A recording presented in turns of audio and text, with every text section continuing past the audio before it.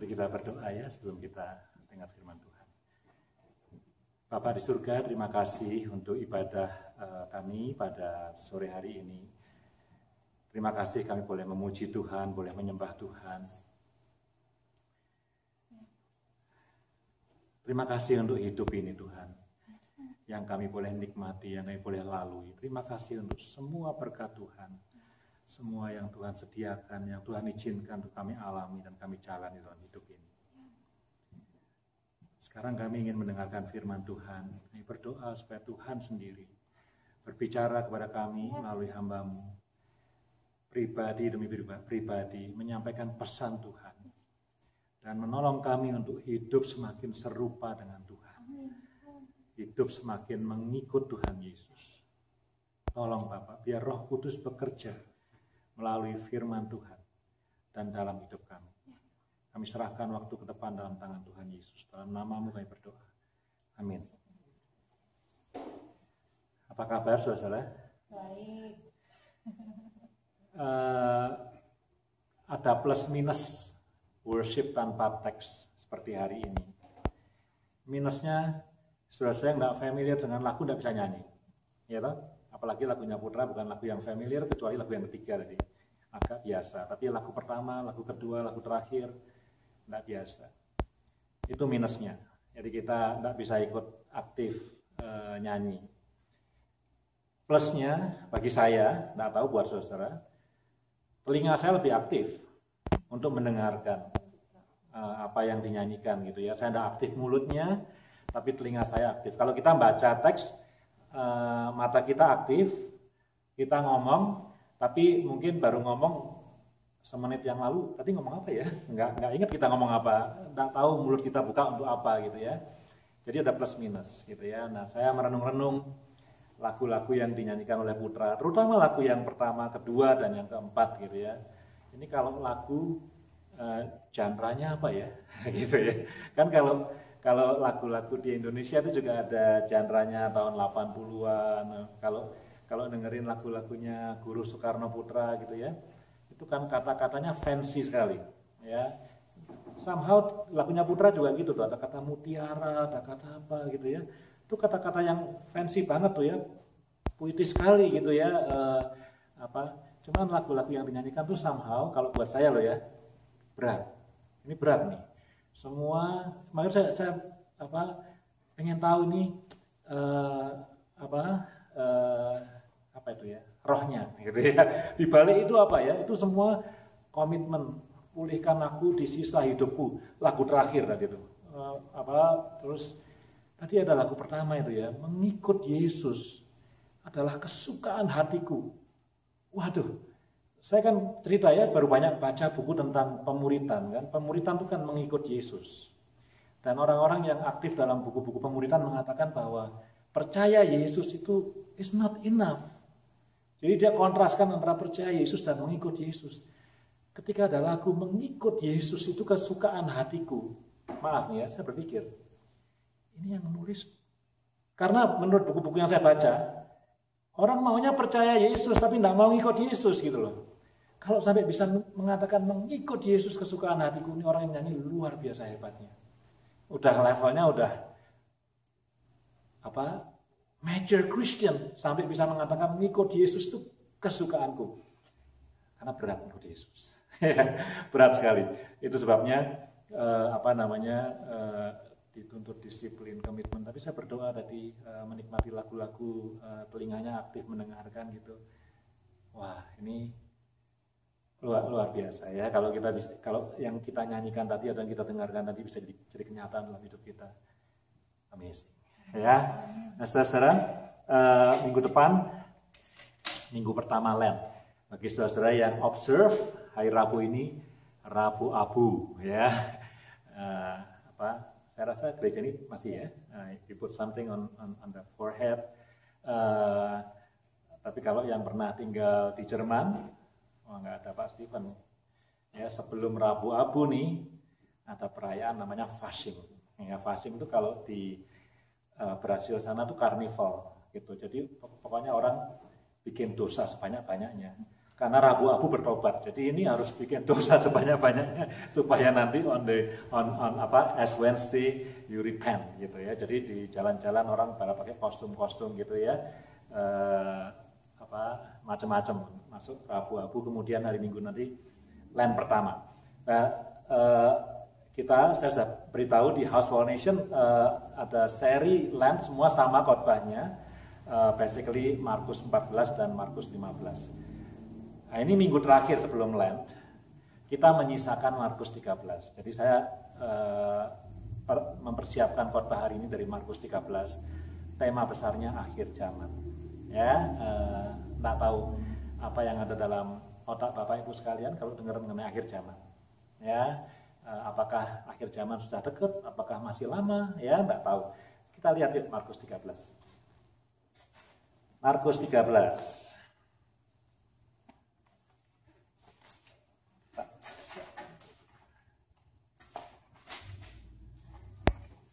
Markus 13 ini panjang, jadi saya tidak akan membaca semuanya, ya. Saya akan baca secara bertahap.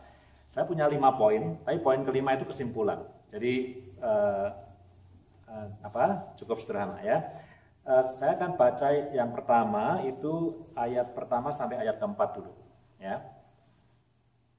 Khotbah tentang akhir zaman. Kalau di LAI pasal 13 itu satu pasal khotbah tentang akhir zaman. Bait Allah akan diruntuhkan, ya. Ketika Yesus keluar dari bait Allah, seorang muridnya berkata kepadanya, "Guru, lihatlah betapa kokohnya batu-batu itu dan betapa megahnya gedung-gedung itu."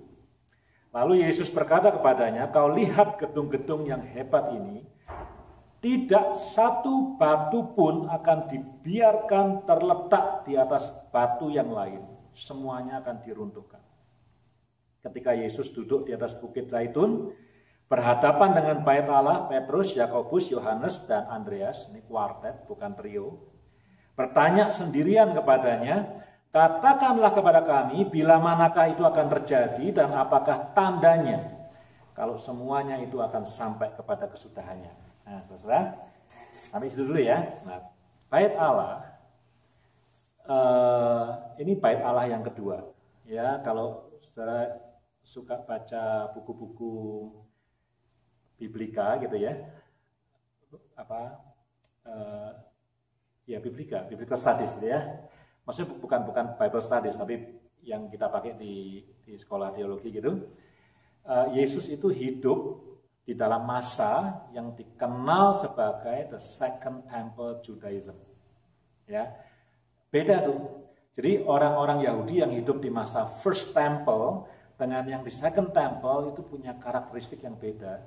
Dan setelah Second Temple-nya itu dihancurkan, kalau mau tahu tahun 70 setelah Kristus, setelah Masehi, ya itu temple itu hancur.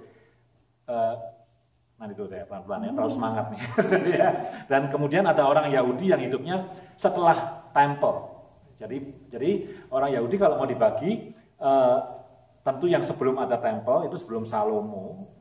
Kemudian first temple itu temple yang dibangun Salomo, kan semua pusat ibadah itu ada di temple itu. Jadi begitu ada temple itu kehidupan rohani orang Yahudi itu berubah, punya ritual-ritual yang baru gitu ya, yang dipusatkan di first temple. Sebelumnya kan tabut perjanjian, diusung-usung kemana-mana, dibawa kemana-mana. Terus ada temple dibangun sama Salomo, ngerubah culture.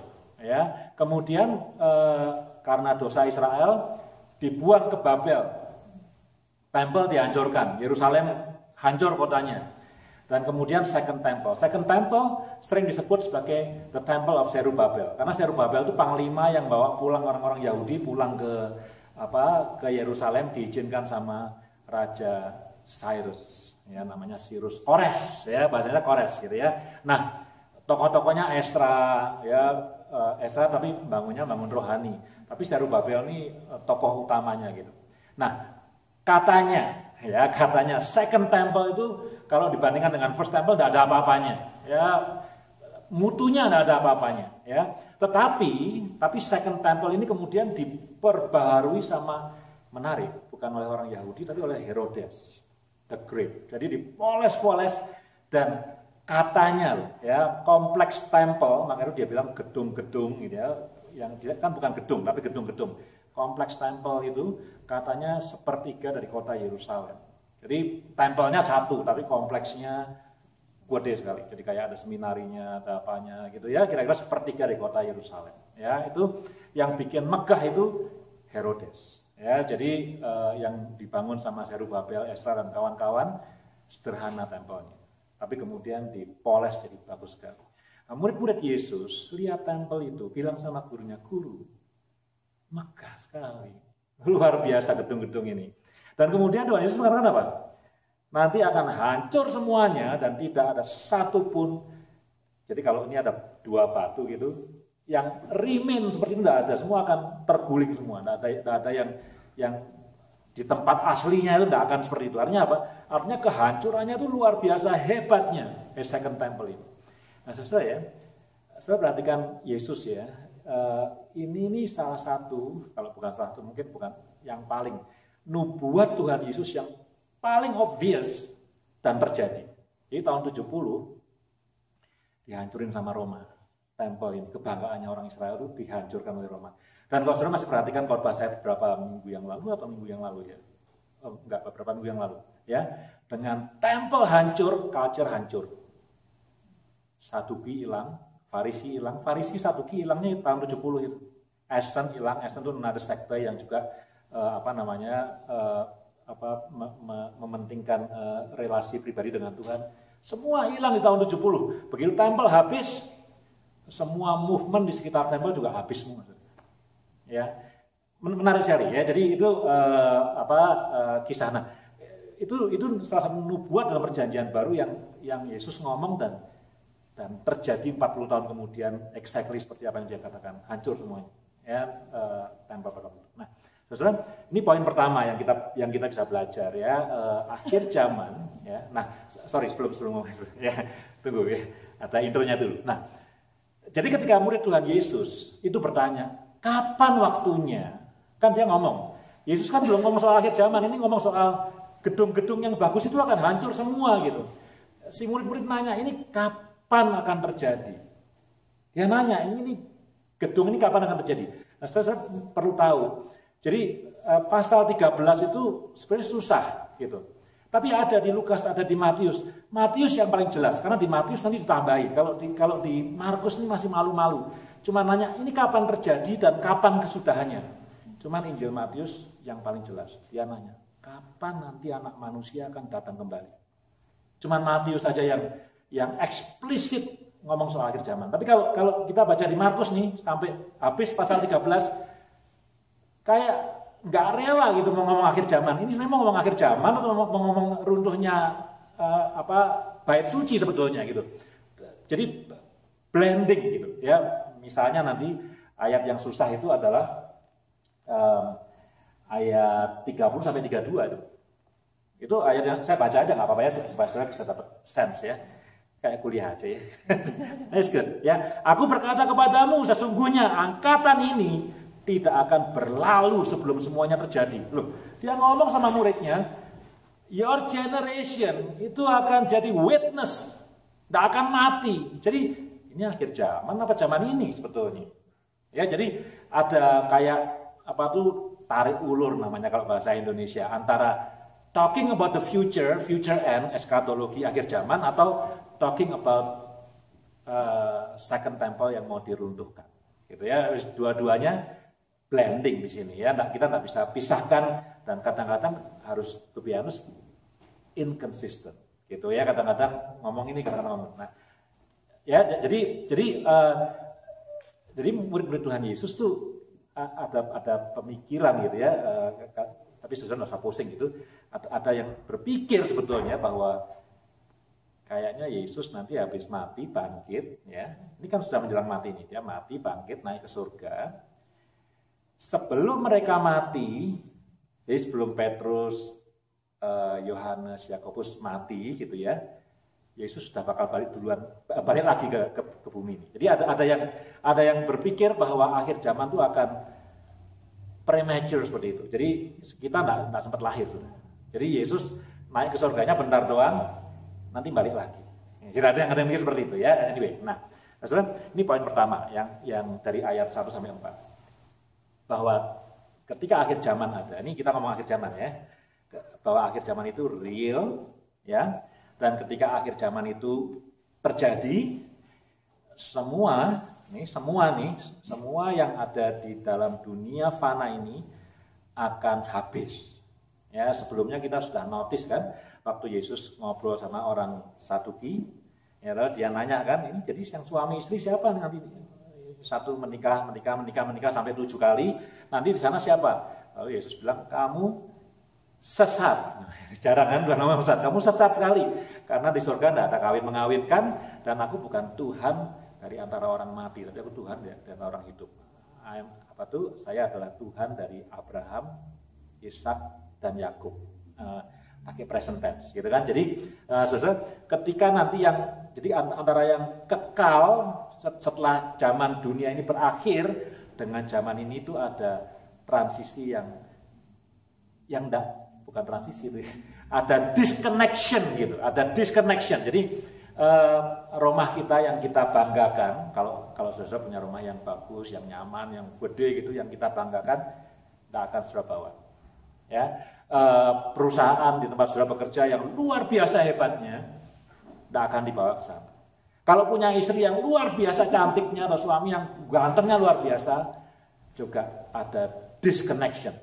Kalau kita masih berpikir, oh nanti saya masih kawin sama dia gitu ya, atau gimana gitu, nanti Tuhan akan ngomong seperti dia ngomong sama orang Saduki, kamu sesat, gitu ya. Jadi ada disconnection yang luar biasa. Nah, yang kita bisa pelajari untuk poin yang pertama ini mengenai runtuhnya bait suci. Jadi Tuhan akan mengatakan bahkan bait suci ya, kalau perusahaan kita bilang perusahaan itu sekuler ya, pekerjaan itu sekuler, rumah itu sekuler gitu ya. Tapi bahkan bait suci, pusat dari ibadah orang-orang Yahudi yang paling sentral di kota suci Yerusalem, dia juga akan diruntuhkan. Jadi yang kita bisa pelajari apa? Selama kita hidup di dunia ini, kita tidak bisa atau tidak dipanggil atau tidak seharusnya mengandalkan hidup kita kepada hal-hal yang fana. Saya tidak mau jadi orang yang naif ya. Oh kalau gitu saya tidak usah bekerja aja. Ya enggak, ya bekerja. We have to work ya. Kalau gitu saya tidak usah sekolah lah. Oh, nantinya juga habis, akan hancur gitu ya. Nanti kita akan lihat di poin yang kelima. Poin kelima itu nanti akan menjawab pertanyaan seperti ini. Tapi kita dipanggil atau diingatkan, bukan dipanggil, kita diingatkan bahwa hidup kita seharusnya tidak mengandalkan kepada hal-hal yang sifatnya fana. Entah itu pekerjaan yang baik, entah itu gaji yang besar, entah itu jabatan yang hebat, entah itu turunan bangsawan yang luar biasa berdarah biru, entah itu gerejanya yang hebat, pendetanya yang hebat dan segala macam, even the temple. Itu kan rumah di mana Tuhan akan berdiam, akan diruntuhkan dengan total. Ya, itu pelajaran pertama tuh dari 5 poin. Ya, kita memang judulnya akhir zaman, tapi untuk apa kita mikirkan akhir zaman? Yang kita perlu adalah bagaimana hidup hari ini. Dan hidup hari ini, kalau mau lihat akhir zaman, kita tidak boleh mengandalkan apa yang fana. Ya, akan sia-sia kalau seperti itu. Yang kedua, saya baca ayat 5 sampai 12 ya. Hopefully hari ini tidak lama khotbahnya. Hopefully. Masih ada harapan ya. Maka mulailah Yesus berkata kepada mereka, waspadalah. Nah, di dalam pasal 13, kata waspadalah, kata berhati-hatilah, kata berjaga-jagalah, itu muncul sering. 8 kali saya rasa. Ya, waspadalah supaya jangan ada orang yang menyesatkan kamu. Ayat 6 tuh ya, akan datang banyak orang dengan memakai namaku dan berkata akulah dia, dan mereka akan menyesatkan banyak orang. Dan apabila kamu mendengar deru perang di Ukraina dengan Rusia, atau kabar-kabar tentang perang, janganlah kamu gelisah. Semuanya itu harus terjadi, tetapi itu belum kesudahannya. Ini saya jelasin ya. Sebab bangsa akan bangkit melawan bangsa dan kerajaan melawan kerajaan, akan terjadi gempa bumi berbagai tempat dan akan ada kelaparan. Semua itu barulah permulaan penderitaan menjelang zaman baru. Baru permulaan aja itu. Jadi bukan tengah-tengahnya, bukan endingnya. Ya, tetapi kamu ini hati-hatilah, kamu akan diserahkan kepada majelis agama dan kamu akan dipukul di rumah ibadat. Ya, ini kalau kita dengar nih, kalau buat murid-murid Tuhan Yesus nih, ini ngomong soal kematian mereka. Ini bukan ngomong soal penyiksaan di akhir zaman. Jadi nanti semua murid Tuhan Yesus tuh ya, kecuali Yohanes tuh, ya tradisi mengatakan they were executed gitu ya, kecuali Yohanes matinya tua gitu ya. Ya, diserahkan kepada majelis agama dan kamu akan dipukul di rumah ibadat dan kamu akan dihadapkan ke muka penguasa-penguasa dan raja-raja karena aku sebagai kesaksian bagi mereka. Tetapi ayat 10 saya lingkari, Injil harus diberitakan dahulu kepada semua bangsa. Wah, bangga juga nih bagian dari gereja House for All Nations. Dan jika kamu digiring dan diserahkan, janganlah kamu khawatir akan apa yang harus kamu katakan, tetapi katakanlah apa yang dikaruniakan kepadamu pada saat itu juga.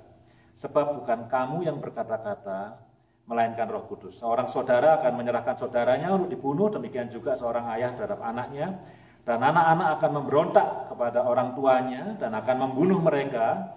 Kamu akan dibenci semua orang oleh karena namaku, tetapi orang yang bertahan sampai pada kesudahannya, ia akan selamat.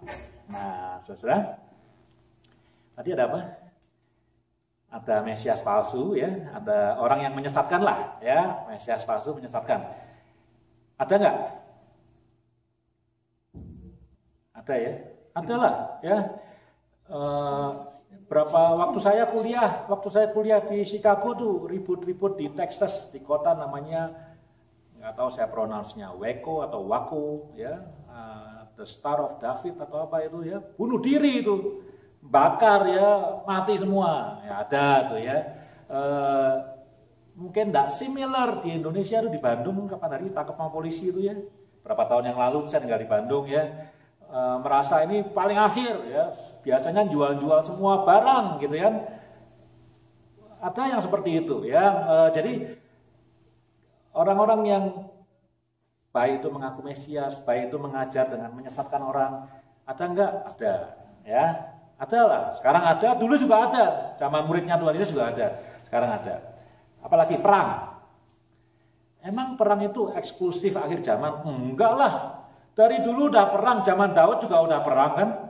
Daud udah perang lawan negara-negara tetangganya, tuh bangsa-bangsa, Amalek, apa juga sudah perang zaman Israel. Ya, perang salib, orang bilang waktu itu mungkin akhir zaman. Orang zaman itu bilang mungkin akhir zaman. Perang salib udah lama banget, nggak tahu udah berapa abad yang lalu, abad ke-12-an kali ya, 11-12 gitu ya. Udah cukup lama. Lalu perang apa lagi? Perang dunia pertama, perang dunia kedua, perang ya. Akhir zaman. Sekarang ya bukan ngetren, sekarang berita Ukraine, mungkin bukan perang diserbu gitu ya. Orang bilang, wah ini akhir zaman nih.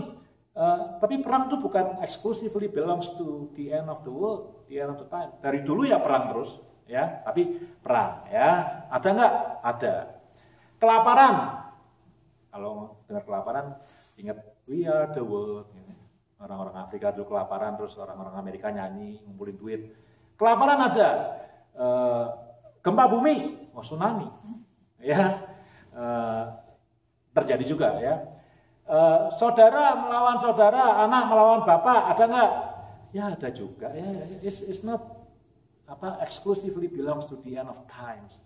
Selalu terjadi gitu. Dan Tuhan mengatakan loh, kalau itu terjadi, kita mungkin nggak merhatiin ya. Kita kalau yang baca sekilas, oh berarti perang itu akhir zaman, kelaparan akhir zaman, tsunami akhir zaman. Kalau kita baca dengan lebih teliti, itu belum akhir zaman. jadi ini bukan signs of no signs gitu. Jadi ini bukan tanda. Dan tadi yang terakhir, Yesus bermurah hati. Itu baru permulaannya. Tengahnya aja belum, apalagi akhirnya. Jadi Tuhan Yesus ingin mengatakan apa? Those kind of things, war, famine, apalagi itu, ajaran sesat, itu akan terjadi dalam hidup kita sekarang ini. Entah ini akhir zaman, entah enggak. Ya, saya bukan bilang saudara untuk mengatakan bahwa jangan percaya akhir zaman itu masih lama gitu. Enggak, saya tidak punya maksud itu. Tapi saya ingin mengatakan bahwa semua yang disebut tadi itu, they are happening right now. Regardless this is the end of time or not, they are happening. Dari dulu sampai sekarang, they are happening. Jadi jangan berpikir bahwa perang, ini akhir zaman nih.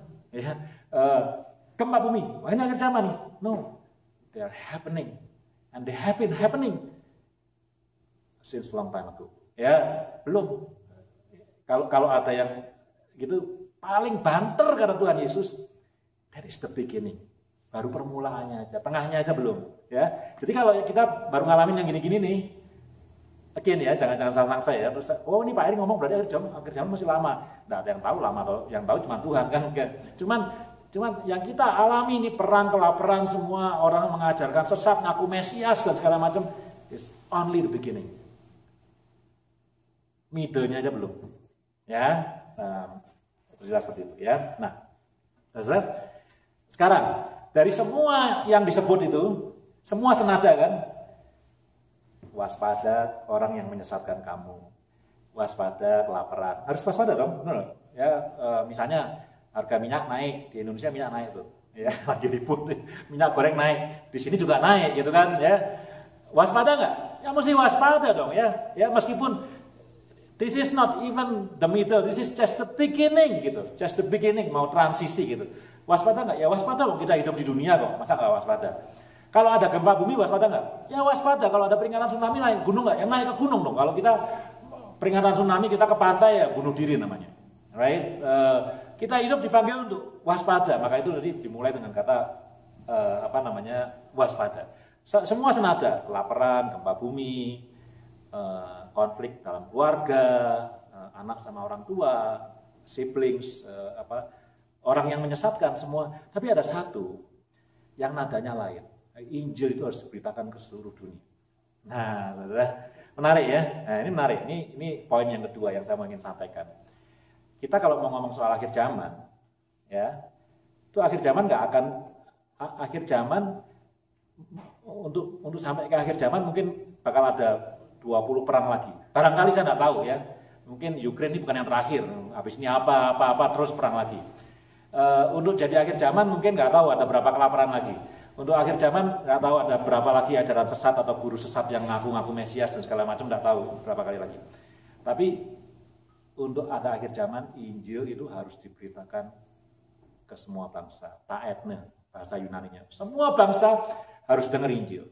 Ya, nah saudara, waktu saya nyiapkan ini ya sesuatu yang positif. Yang lainnya negatif, tapi Injil ini positif harus diberitakan ke semua bangsa. Makanya saya bilang, wah bangga juga jadi bagian dari House for All Nations ya, big vision, biblical visions. Maksud saya apa? Ayo kita jangan pusing, waspada sih waspada ya, harus tuh ya. Kalau saya bilang kalau tsunami jangan ke pantai ya.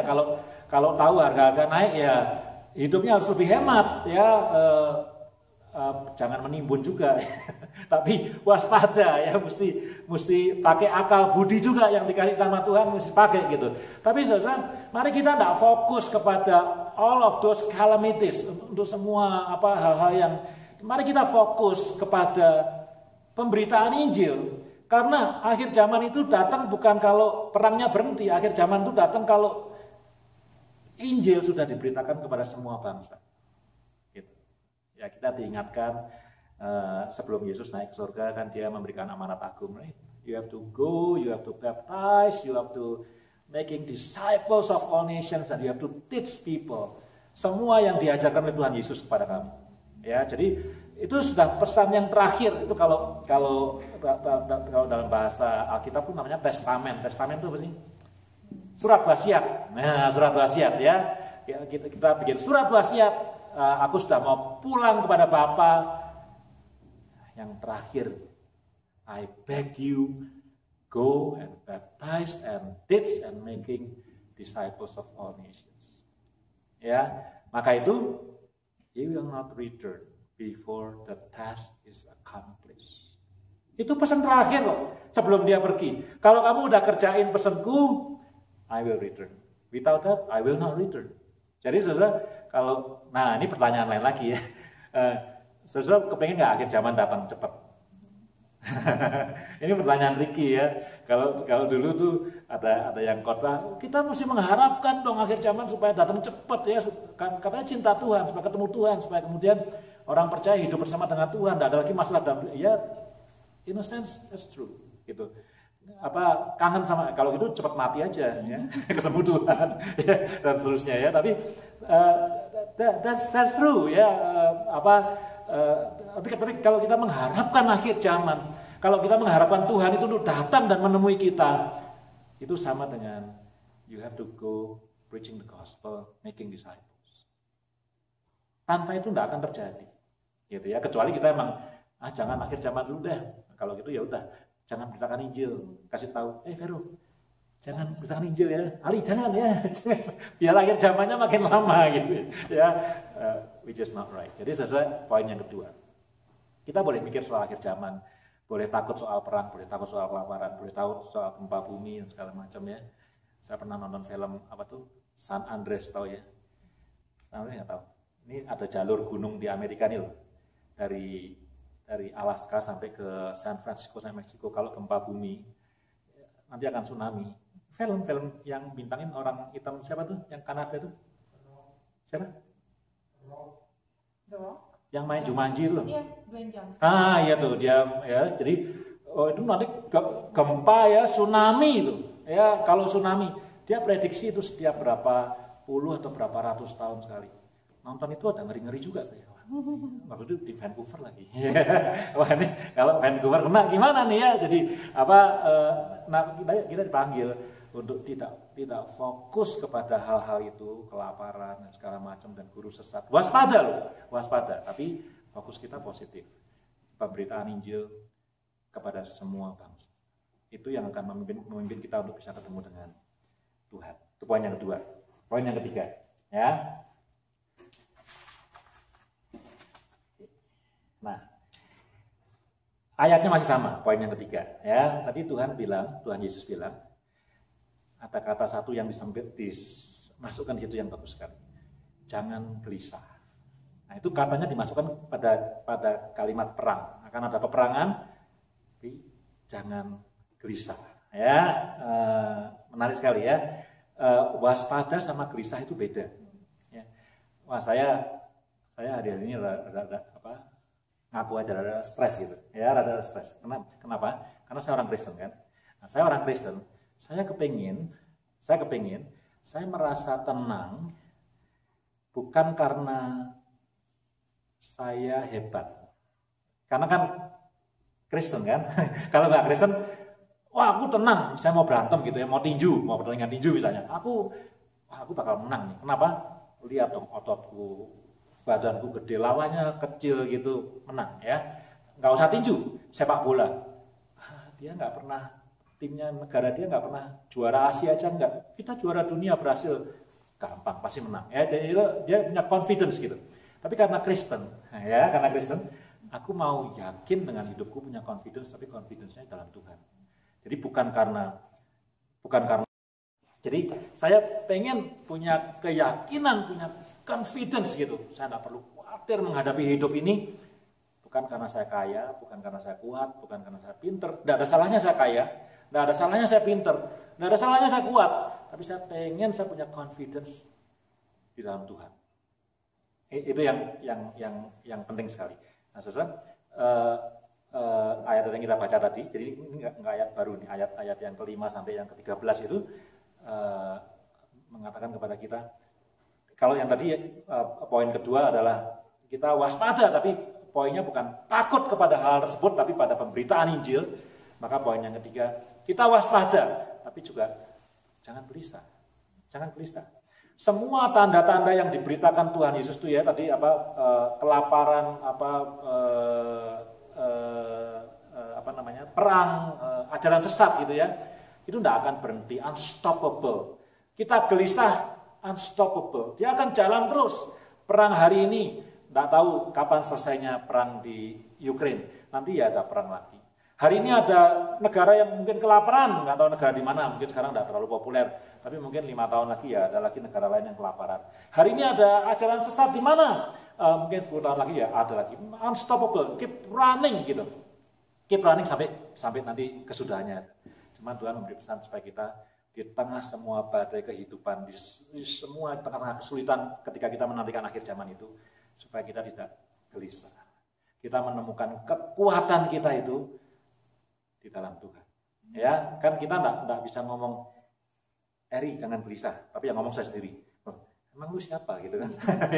Ya, yang bisa membuat saya enggak gelisah adalah kalau orang yang di atas saya, dalam hal ini Tuhan mengatakan, Eri kamu enggak perlu gelisah.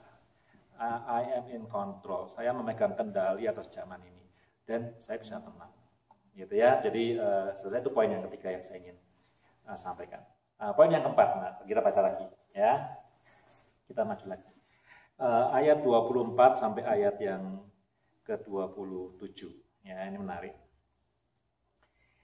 Tetapi pada masa itu, sesudah siksaan itu, matahari akan menjadi gelap. Bulan tidak bercahaya. Nah, ini waktu saya bacain ini mungkin belum pernah terjadi, tapi matahari gelap, bulan tidak bercahaya, gerhana kali ya. Gitu ya, gerhana ya. Ya, bintang-bintang akan berjatuhan. Nah, ini seru lagi nih, bintang akan berjatuhan ya. Jadi kalau hari ini terjadi dan kita melek, kita mesti very obvious, kita akan menyaksikan itu. Ya. Nah, pada waktu itu orang akan melihat anak manusia datang dalam awan-awan dengan segala kekuasaan dan kemuliaannya. Dan pada waktu itu pun ia akan menyuruh keluar malaikat-malaikatnya dan akan mengumpulkan orang-orang pilihannya dari keempat penjuru bumi, dari ujung bumi sampai ke ujung langit. Pertama, bumi nggak ada ujungnya, langit nggak ada ujungnya. Betul nggak? Tapi Tuhan akan mengutus malaikat-malaikatnya untuk mengumpulkan semua orang pilihannya. Nah, kata orang pilihan itu juga ada di perikop sebelumnya. Ya, perikop sebelumnya itu menjelaskan betapa hebatnya siksaan di akhir zaman. Sampai dia bilang, semoga, kalau pakai bahasa Indonesia ya, semoga itu tidak terjadi dalam musim dingin, not in winter. Karena kalau winter, sengsara lagi. Jadi kalau summer lapar masih bisa makan daun kan. Kalau winter lapar, daun apa? Daun cemara apa ya? Kalau summer masih bisa gampang berburu. Kalau winter kedinginan ya gimana mau berburu. Jadi semoga enggak winter. Semoga yang mengalami tidak sedang hamil. Wah, hamil itu udah repot. Ada siksaan lebih hebat lagi. Semoga apalagi ya tidak hamil. Oh, kalau seseorang itu sedang ngerjakan sesuatu di luar, ya terus datang nih akhir zaman, terus ingat kayak pesawat kecelakaan kan langsung disuruh keluar kan, jangan ngambil koper dulu ya, kalau ingat keburu meledak di pesawatnya kan. Nah ini juga begitu, kalau sampai ingat, waduh dompetku di rumah, pulang ke rumah dulu mau ngambil dompet, pasti mati kan. Jadi dalam situasi yang begitu berat sampai dikatakan di situ, kalau Tuhan tidak mempersingkat waktunya, maka orang-orang pilihan pun akan binasa. Nah, ini jadi saya bilang ada dua kali orang pilihan. Nah, saudara, di kedua bagian ini kita lihat bahwa orang-orang yang dipilih Tuhan, orang-orang pilihan Tuhan itu di take care sama Tuhan. Ya, pertama, yang kalau kita baca yang tadi yang saya cerita perikop sebelumnya. Tuhan mempersingkat waktunya. Demi siapa? Demi orang-orang pilihan. Dan kalau kita baca yang sampai ayat 27, Tuhan akan mengirim malaikatnya untuk mengumpulkan orang-orang pilihan, ujung langit, ujung bumi yang nggak ada ujungnya sebetulnya. Untuk mengatakan apa? Bahwa tidak ada satupun orang yang dipilih Tuhan yang akan dibiarkan. Jadi semua, ya kalau kita dipilih Tuhan, jangan khawatir. Ya, jadi ada garansi. Kalaupun kita larinya sampai ke ujung bumi, nggak tahu di mana itu ujungnya bumi. Bumi kan nggak ada sudutnya. Sampai kita bisa lari, di mana kita nggak bisa lari lagi, malaikat akan datang untuk menjemput kita. Kalau cuma dia ada di pedalaman hutan di Kalimantan saja, gampang diambil sama malaikat. Kalau cuma ada di Amazon, di hutan Amazon, gampang diambil malaikat. Kalau cuma tersesat di gunung Himalaya, gampang dijemput sama malaikat. Ya, bahkan sampai ke ujung bumi, bahkan sampai ke ujung langit. Kalaupun bisa kita ke ujungnya langit, malaikat akan collecting. Jadi dia taken care of us. Bahkan bencana, kenapa dipersingkat sama Tuhan? Demi orang-orang pilih. Ya, nah, saudara, problemnya adalah, nanti problemnya ya. Jadi poin keempat sudah jelas dulu ya. Jadi kalau kita adalah orang yang dipilih oleh Tuhan, He will take care of us. Jadi tidak ada yang perlu kita khawatirkan mengenai akhir zaman. Waspada, makanya saya katakan di dalam pasal 13 8 kali mesti waspada, mesti hati-hati, mesti berjaga-jaga. Itu tugas kita. Kalau kita lihat gejala-gejala dalam dunia ini, kita mesti seperti. Tapi takut is not necessary. He will take care of us. Ya, kita mau sembunyi di mana saja, di tempat yang terasing, dikumpulkan sama malaikat Tuhan. Ya, tidak akan ketinggalan masuk surga. Wah, nanti aku ketinggalan nih, tidak mungkin, gitu ya. Bahkan kalau kita sudah tidak tahan lagi dengan siksaan, Tuhan akan mempersingkat demi siapa? Demi orang-orang pilihannya. Jadi nothing to worry. Ya, bencana itu bisa dihindari? Tidak bisa, unstoppable. Dia akan jalan terus, perang jalan terus, kelaparan jalan terus, ajaran sesat jalan terus, siksaan jalan terus. Ya, pendeta disiksa karena Injil, ya banyak cerita yang klasik di China segala macam. Kemarin malam jam 9, jam 10 saya telepon dengan teman saya. Saya punya teman di Surabaya, pengusaha, jadi pengusaha ya kaya gitu ya. Tapi orang ini hatinya buat Injil itu luar biasa. Jadi ya saya bilang kaya yang mencintai Tuhan gitulah ya. Tapi bukan cuma mencintai, dia Injil, model-model Bu Yani gitu. Cuman ini punya perusahaan, jadi punya duit gitu, kaya. Nah, dia cerita mengenai satu pendeta di Hong Kong. Sekarang orangnya di Vancouver pendetanya, makanya itu dia telepon saya, minta saya connect sama pendeta ini. Nah, pendeta yang di Hong Kong ini kerjanya menginjili TKW di Hong Kong. Banyak yang bertobat, jadi melalui pelayanan orang ini, ya. Nah, orang ini tapi tidak bisa ngomong Inggris katanya, tidak lancar, tapi bisa ngomong Mandarin, Cantonese, dan bisa ngomong Indonesia. Nah, gitu. Karena dia lahir di Hong Kong tapi orang tuanya lahir di Indonesia. Saya nggak tahu lah historinya gimana gitu lah. Tapi intinya semangatnya menginjil. Karena dia biasanya kata dia orang yang menginjil itu kalau di Hong Kong begitu bertobat ya sudah dilepas gitu. Tapi orang ini setelah membuat orang bertobat, dia di Indonesia dia bikin rumah sehingga kalau TKW ini setelah bertobat di Hong Kong kontraknya kerja habis pulang ke Indonesia ditampung gitu. Ditampung, ya enggak tahu dikasih pelayanan apa gitu ya. Sampai saya nanya sama dia kemarin, kenal sama Ibu Yani enggak? Ya, tinggalnya di Malang kan, sama-sama on fire buat Injil kan. Saya tanya gitu, wah enggak kenal katanya ya. Nah anyway, orang itu sekarang ada di Vancouver. Dia adopting anak Indonesia, anak TKW. Ya dia bilang banyak juga TKW Indonesia yang punya anak tapi tidak menikah di Hong Kong gitu kan. Dan ini ada anak gelap gitu, dia adopsi ya sekarang kuliah di Vancouver, maka itu dia nganter anak itu ke Vancouver, terus tanya meskipun dia hanya sementara di Vancouver, dia pengen sekali untuk menginjil orang-orang Indonesia di Vancouver ya. Saya konekkan dengan Pak Sony, silakan. Kemarin baru ngomong ya dengan orang yang begitu bersemangat untuk pemberitaan Injil, untuk the gospel itu ya. Nah, saudara, itu semangat yang kita butuh di akhir zaman, bukan worry yang akan siksaan, bukan worry yang akan tekanan dari pemerintah dari mana-mana, tapi on fire for the gospel. Nah, itu yang keempat ya. Jadi saudara pulang dari khotbah ini mesti punya confidence, bukan confidence karena kita kuat, tapi karena Tuhan itu akan memelihara dan mengumpulkan orang-orang pilihannya. Ya, jangan sombong juga, maka itu harus waspada ya. Karena kalau saudara ngomong, aku anak pilihan Tuhan, boleh dong. Tapi orang yang tidak percaya Tuhan tanya, dari mana lu tahu lu pilihan? Ya, orang yang ateis kan nanya, dari mana lu tahu lu dipilih sama Tuhan? Itu kan kita yakin, boleh yakin, tapi maka itu kita perlu yakin, tapi kita juga perlu humble, perlu waspada. Yang terakhir, poin kelima ini adalah kesimpulan, ya. Poin kelima. Oke, ayat 33 sampai 37. Hati-hatilah dan berjaga-jagalah, sebab kamu tidak tahu bila mana waktunya tiba. Dan halnya sama seperti seorang yang bepergian yang meninggalkan rumahnya dan menyerahkan tanggung jawab kepada hamba-hambanya, masing-masing dengan tugasnya dan memerintahkan penunggu pintu supaya berjaga-jaga. Karena itu berjaga-jagalah, diulang-ulang terus berjaga-jaga, ya, be humble. Sebab kamu tidak tahu bila mana tuan rumah itu pulang menjelang malam atau tengah malam atau larut malam atau pagi-pagi. Tidak bisa prediksi kita. Supaya kalau ia tiba-tiba datang, jangan kamu didapatinya sedang tidur. Apa yang kukatakan kepada kamu, kukatakan kepada semua orang, berjaga-jagalah.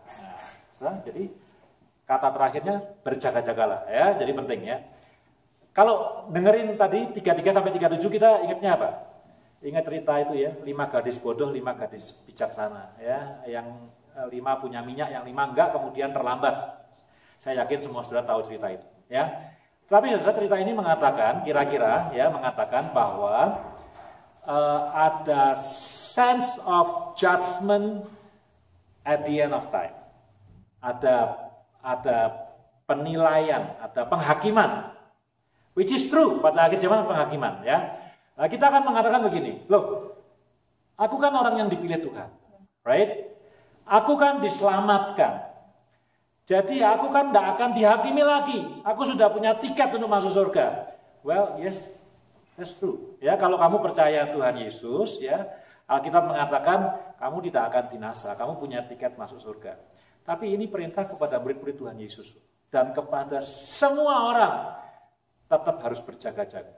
Jadi saudara, somehow, ya, ini susah nih balance-nya nih, ya. Somehow kita, tadi yang saya bilang, kita mesti punya keyakinan bahwa kita pilihan Tuhan pasti akan diselamatkan.